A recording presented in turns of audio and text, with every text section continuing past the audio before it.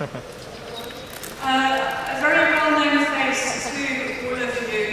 He was French national champion for triathlon.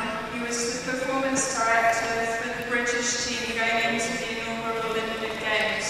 Chief physiologist at Aspar Centre of Sports Excellence in Qatar, and now professor at the University of Lausanne, the Olympic City.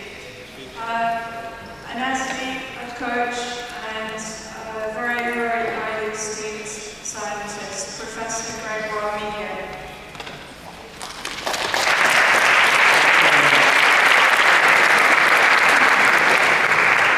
Thank you, Veronica. And first of all, I would like to acknowledge the organizers, Roberto, acknowledge the ITU for this conference. It is quite amazing for a scientist to see that sport now can really have an influence in developing the knowledge, specific knowledge in their own activity. So I've been asked to talk about the physiological requirement in triathlon, and I just added what is known and what should be known in the future. And definitely you're going to see, and it's going to be the aim of my talk, you're going to see that we just know a little about triathlon. That is an amazing sport. That is a sport that is quite difficult. Scientific investigation did start about less than 30 years ago. So it is still a young adult in terms of sport, but also in terms of the knowledge that has been developed.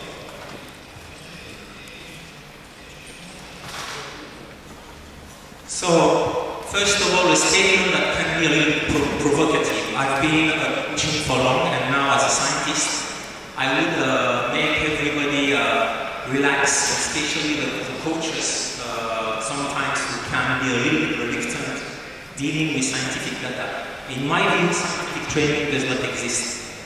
Science, it's based on theories that are refutable, observable, and reproducible. And training, it's a completely different world. Training is about processes that aim to bring an athlete to the best of his possibilities for a given task, per sport, at a defined moment, let's say the World Championship of the Olympic Games. And definitely, we can say that science deals with paradigms and theories. A scientific result has to be reproducible, has to be measurable, has to be refutable.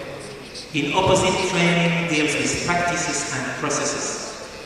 And a good coach is a coach who will deal with the slight difference in terms of the shape, in terms of the environment of the athlete. So a good coach is dealing with the peculiarity of the situation. Training, if replicated, will induce lesser and lesser adaptation. So training cannot be reproducible. Is it measurable? Yes, some bits are measurable. The external load can be measured, but the physiological adaptation for most of them are still not measurable.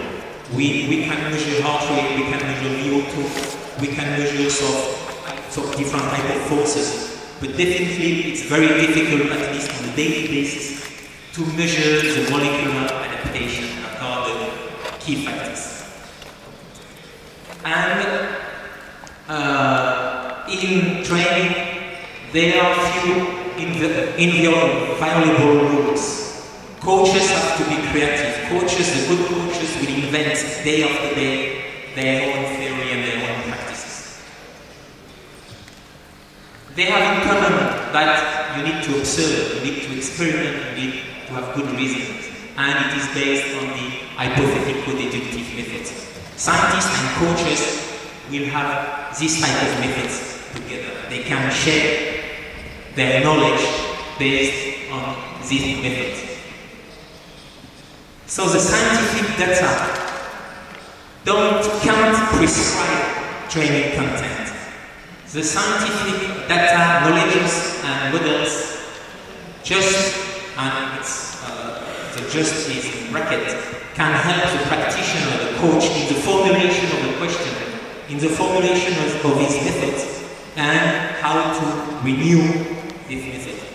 It is for sure that the way we train, the way we coach now in 2011 is very different the way I have been coaching in 1990s. And it's probably even more different in terms of what we know about triathlon and what we know in terms of sports physiology now about what we knew in 2000. So the rate of change is amazingly high, and a good coach will have to deal with these changes.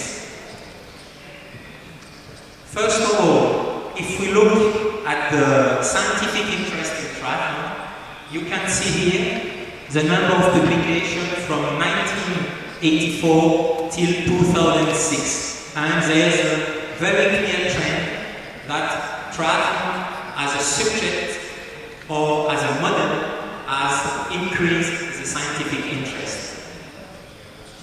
And we can also, on this slide, observe that at the beginning most of the scientific publications were on the long distance. At that time it was known as the Ironman, and now the majority of the publications are about the Olympic distance. And definitely the inclusion of triathlon in the Olympic program has changed the way we see including for the scientists. We can also observe that most of the research are dealing with testing, and it is exactly the topic of my talk, physiological primer, testing and medicine. And there's also a large number of data analyzing the competition. I'll go on this a bit later on. We can also observe that in terms of medicine and physiology, it's about 2/3 of the scientific interest. And we can regret that they are not more interested on the psychological side, on the sociological side in terms of social and historical science. But definitely, because it is a very demanding sport, there's still a lot of unknown question on the metabolic, physiological, medical aspects of this sport. So when we talk about physiology in sport, we have to define two different types of approach. The first one that I mentioned here as classical is based on VO2 max, threshold, lactic or ventilatory, and efficiency economy.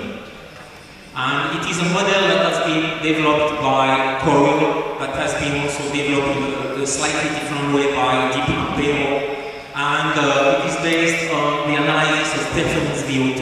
How long a given rate of aerobic and anaerobic metabolism can be sustained. And this performance VO2 is defined by the VO2 max, the lactic threshold, and the efficiency.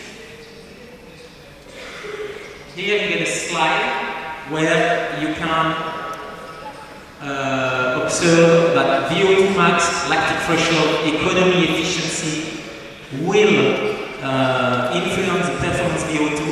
If you put in the equation the resistance, the drag, then you will get the velocity, you will get the performance. So it is a very common approach, a very common model.